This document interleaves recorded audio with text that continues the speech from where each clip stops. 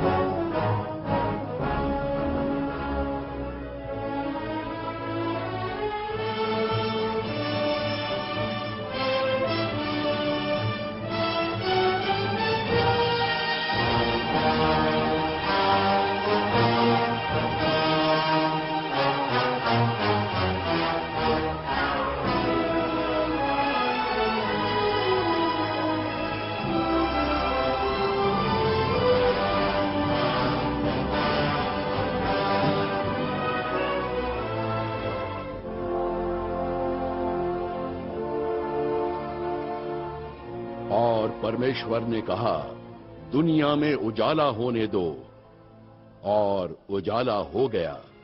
और फिर इस उजाले से परमेश्वर ने जमीन पर जिंदगी की रचना की और इंसान को धरती की हर चीज पर हुकूमत करने का मौका मिला। उसे अच्छाई और बुराई के बीच चुनाव करने का मौका मिला, पर हर कोई मनमानी करने लगा क्योंकि वो ईश्वर के कानून को समझ नहीं पाया था। इंसान इंसान पर हुकूमत करने लगा। हारने वाले को जीतने वाले की खिदमत करनी पड़ती थी, कमजोर को ताकतवर की गुलामी करनी पड़ती थी, और इस तरह दुनिया से आजादी का माहौल खत्म हो गया। मिस्र के हुक्मरानों ने इजराइल के बच्चों पर सितम ढाए और उन्हें गुलामी की कड़ी जंजीरों में जकड़ दिया। उनकी गुहार ने आसमान का सीना चीर कर रख दिया, और आखिरकार ईश्वर ने उनकी गुहार सुन ली और मिस्र की एक छोटी सी झोपड़ी में रहने वाले अमरा और योशाबेल के घर अपना नन्हा फरिश्ता भेजा, जिसके दिलो दिमाग पर ईश्वर का कानून और फरमान लिखे जाने वाले थे। वो अकेला पूरी हुकूमत के खिलाफ खड़ा होने वाला था। महान फैरो, कल रात हमारे ज्योतिषियों ने एक बुरे सितारे को मिस्र के एक घर में दाखिल होते देखा। तो क्या जंग होगी?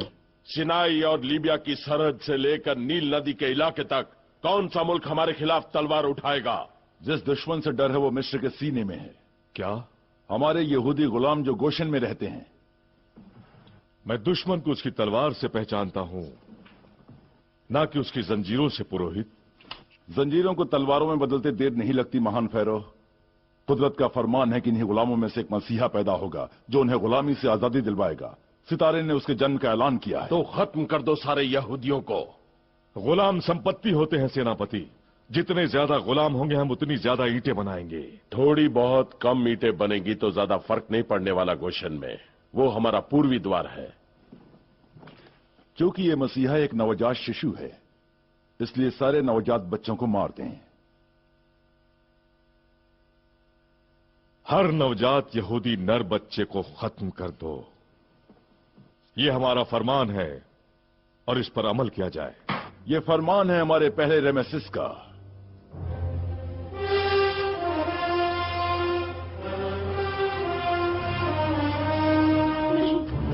नहीं, रहम करो। नहीं, छोड़ दो मेरे बच्चे को। रहम करो। नहीं, नहीं।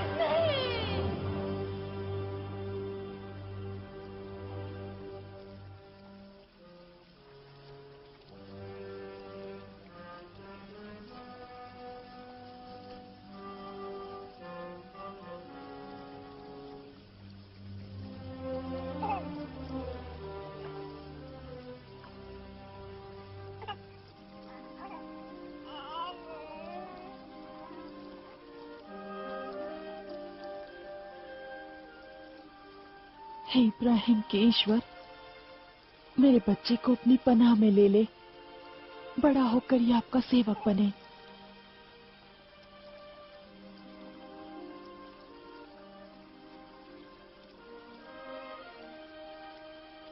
पर माँ, हमने तो अब तक इसका नाम भी नहीं रखा है।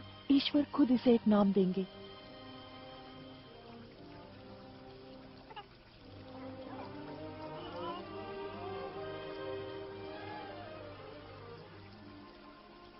उसके साथ जाओ मरियम, घास में छिपकर उसे देखती रहना। देखे ईश्वर भेज रहे हैं किसके पास। ठीक है माँ।